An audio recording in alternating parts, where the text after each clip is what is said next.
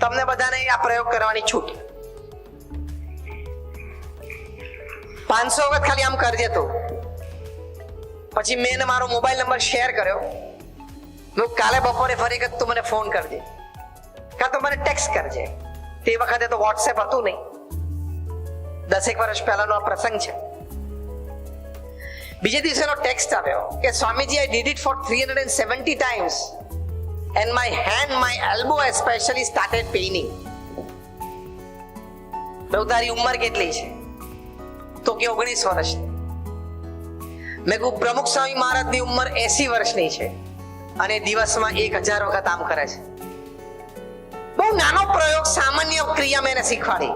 બીજી બધી તો વાત મોટી પછી કાન પટ્ટી પકડી કે હા હવે પ્રમુખ સ્વામી ના થવાય. મેં કહ્યું બસ તો હવે લિમિટમાં રહેજે. આ વાત મેં એટલા માટે કરી કે તમારે જીવનમાં સફળતા જોઈતી હોય તો કોઈ પણ વ્યક્તિ, એસ્પેશિયલી કોઈ મહાન વ્યક્તિ, એની ખોટખાપણ, એની નેગેટિવિટીમાં ચર્ચામાં ના પડતા. Don't discuss people. Those who discuss people have cheap minds. Those who discuss events have average minds. And those who discuss ideas are great minds. Go in that direction. મહાન વ્યક્તિઓના જીવનમાંથી ઘણી બધી મહાનતા હોય, એ વાંચવી, એ વિચારવી, એ બોલવી, એની ચર્ચા કરવી તો આપણને એની પ્રેરણાઓ મળતી રહે. એવા અહમ સાથે નહીં ફરવાનું કે આપણે કંઈક છીએ, પહેલા તો કંઈક કરી બતાવો. અને અહમમાં ને અહમમાં કોઈ મહાપુરુષ વિશે આવી કોઈ મોટી વ્યક્તિ વિશે ટીકા નહીં કરવાની, કારણ કે એની કક્ષાનો અંદાજો આપણને હોતો જ નથી. એટલે સફળતા માટે આ પણ ખૂબ જરૂરી છે. અને છેલ્લી મોટી વાત, આમ તો આમાં ઘણા બધા મુદ્દાઓ છે, પણ આપણે પ્રથમ મુદ્દો કયો?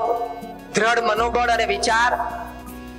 બીજી અગત્યની વાત કરી પ્રચંડ પુરુષાર્થ. ત્રીજી વાત કરી કે આપણે આંખ, કાન, બુદ્ધિ સતેજ રાખવા, જેથી નાના મોટા ઘણા બધા વિચારો, વાતો આપણી પાસે આજુબાજુ સુંદર હોય, આપણે પકડી શકીએ. ચોથી વાત એ કરી કે સમય આપણે કોઈ ખોટી ટીકા ટિપ્પણમાં કે સોશિયલ મીડિયામાં, ફોનમાં ક્યાંય બગાડવાની જરૂર નથી. તમે તમારા માતા પિતા પાસે i10 શું કામ માંગો છો કે મને આઈફોન લાવી આપો?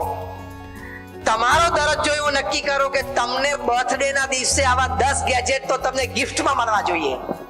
એ નક્કી કરો ને. નક્કી એ કરવાનું છે. દર 3 મહિને રડો છો, પપ્પા ગઈ વખતે તમે મને કહ્યું હતું ને આઈફોન લાવી આપવાનો, કે આ પરીક્ષા પતે લાવી આપીશ. પાછો પરીક્ષા પતે એટલે પાછો જઈને ઉભો રહી જાય. એટલે ચોથી વાત આપણે આ સમજ્યા કે આપણે આપણો સમયનો સદુપયોગ કરી ખોટો સમય ક્યાંય વેડફવો નહીં, અને એ રીતે આપણે સફળતા તરફ આગળ વધો. અને પાંચમો અને છેલ્લો મુદ્દો, ભગવાન પ્રત્યેની અતૂટ શ્રદ્ધા, અતૂટ વિશ્વાસ અને અતૂટ ભક્તિ હંમેશા રાખવા. એમાંથી જીવનના ઘણા બધા સદગુણો તમને પ્રાપ્ત થશે. મેં તો લગભગ મારા જીવનમાં 500 થી પણ વધારે જીવન ચરિત્રો, બાયોગ્રાફીઝ અને ઓટોબાયોગ્રાફીઝ વાંચી છે. From Nelson Mandela to Abraham Lincoln to Winston Churchill to Mahatma Gandhi to Sardar Patel to Sachin Tendulkar, બધાને નાની મોટી શ્રદ્ધા ભગવાનમાં, કુદરતના ક્રમમાં ક્યાંક ને ક્યાંક હતી જ. કારણ કે સફળતા માટે પ્રેરણારૂપ છે ભગવાનમાં શ્રદ્ધા, અને નિષ્ફળતા દરમિયાન સ્થિરતા આપી શકે છે આ ભગવાનમાં શ્રદ્ધા. એટલે બે પક્ષે આપણને ઉભય પક્ષે લાભ છે. ઘણા બધા મહાપુરુષોના જીવનમાં એવા પ્રસંગો બન્યા છે જ્યારે એમણે જીત પણ મોટી જોઈ છે અને હાર પણ મોટી જોઈ છે, પણ હાર વખતે નિરાશ ના થયા, ડિપ્રેશનમાં ના આવી ગયા, ફ્રસ્ટ્રેશનમાં ના આવી ગયા. એ ભગવાનમાં શ્રદ્ધા હતી એના લઈને. આપણે બધા જ ઇલેક્ટ્રિક બલ્બ જોઈએ છીએ. એના શોધ કરતા હતા થોમસ અલ્વા એડિસન. એ થોમસ અલ્વા એડિસને એમના જીવનમાં 9000 થી પણ વધારે પ્રયોગ કરેલા, પણ હજી ઇલેક્ટ્રિક બલ્બનું સંશોધન નહોતું થયું. તબક્કાવાર પ્રગતિ કરતા રહેલા પ્રયોગોમાં એમાં એક દિવસ સવારના પોરમાં એમના પડોશી એમને સમાચાર આપે કે તમારી એડિસન લેબોરેટરી આખી રાત્રે આગ લાગી ગઈ હશે તો બળી ગઈ. થોડા શોક તો કોઈ પણ વ્યક્તિને લાગે, પણ સ્થિર રહ્યા.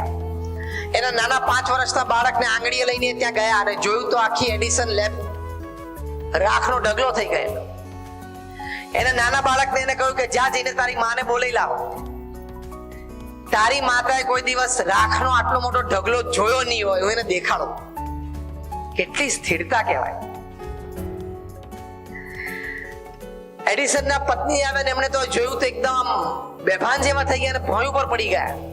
એડિસન એમનો હાથ પકડીને એમને બેઠા કર્યા, સ્થિર કર્યા અને પછી કહ્યું કે વોટ રોંગ હેઝ હેપન્ડ. કઈ ખોટું થયું જ નથી.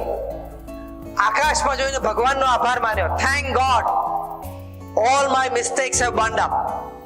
શું અભિપ્રાય, શું વિચારધારા. ભગવાનનો આભાર માન્યો કે મારી બધી ભૂલો બળી ગઈ. હવે આ ભૂલો હતી, ડેટા રેકોર્ડ હતો ને. જ્યાં સુધી અસ્તિત્વ હતું ત્યાં સુધી ડેટા રેકોર્ડ, અને અસ્તિત્વ મટી ગયું એટલે ભૂલો. આ 1 સેકન્ડમાં આ અભિગમ ફરી ગયો. એનું કારણ શું? તો બીજું વાક્ય એડિસન ભગવાન તરફ જોઈને બોલ્યા, I am coming back at 10, I will start afresh. હું ફરી વખત 10 વાગે હમણાં આવું છું અને ફરી વખત ચાલુ કરીશ, પણ મેં નક્કી કર્યું છે એટલે હું ઇલેક્ટ્રિક બલ્બ શોધીશ, અને એને શોધ્યો. એટલે ભગવાનમાં શ્રદ્ધા છે તો તમે નાની નાની વાતમાં નિરાશ નહીં થાઓ. પ્રમુખ સ્વામી મહારાજને લંડનમાં ભવ્ય મોટું મંદિર છે, તમે અહીંયા જુનાગઢમાં જોવો છો એવું બાંધવું હતું. ત્યાં હેરોમાં એક જગ્યાએ સંસ્થાએ જમીન લીધી.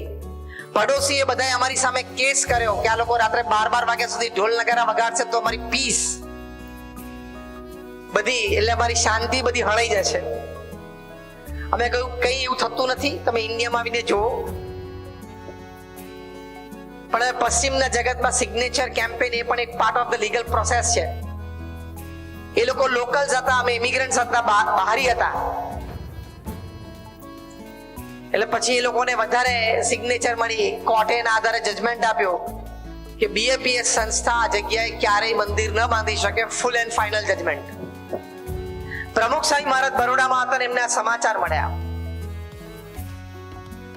સમાચાર મળ્યા એટલે કહ્યું સ્વામીને કે સ્વામી ફૂલ એન્ડ ફાઇનલ જજમેન્ટ આવ્યું છે, હવે આપણે ત્યાં મંદિર નહીં કરી શકીએ. પ્રમુખ સ્વામી મહારાજના ચહેરા ઉપર એક લકીર ફરી નહીં. અમારા વડીલ સંત છે સદગુરુવર્ય પૂજ્ય વિવેક સાગર સ્વામી, એ આ પ્રસંગના પ્રત્યક્ષ સાક્ષી, સામે જ 1 ફૂટ દૂર ઉભા હતા. આ પ્રસંગ વર્ણવે છે. બહુ સમજવા જેવી આ વાત છે, કારણ કે જીવનમાં નિષ્ફળતા આવશે. Setbacks, failures, falls are part of life, rather an integral part of life which every person, every animal, every existence upon this earth definitely have in their life. સિંહ ભલે જંગલનો રાજા હોય પણ દરેક વખતે દોડે ત્યારે શિકાર હાથમાં નથી આવતો. હા કે ના? જોઈ છે ને ડિસ્કવરી ચેનલ? ચિત્તો કે દીપડો હોય કે વાઘ હોય કે દોડે શિકારની પાછળ, શિકાર હાથમાં એવું નક્કી નથી હોતું. હા, 2-4 પ્રયત્નો કરવા પડે. જંગલનો રાજા છે તો ઘણી વખત ભૂખ લાગી હોય તો અડધો દિવસ 1 દિવસ ભૂખ્યા રહેવું પડે. ધારણા, બીજે દિવસે પારણા.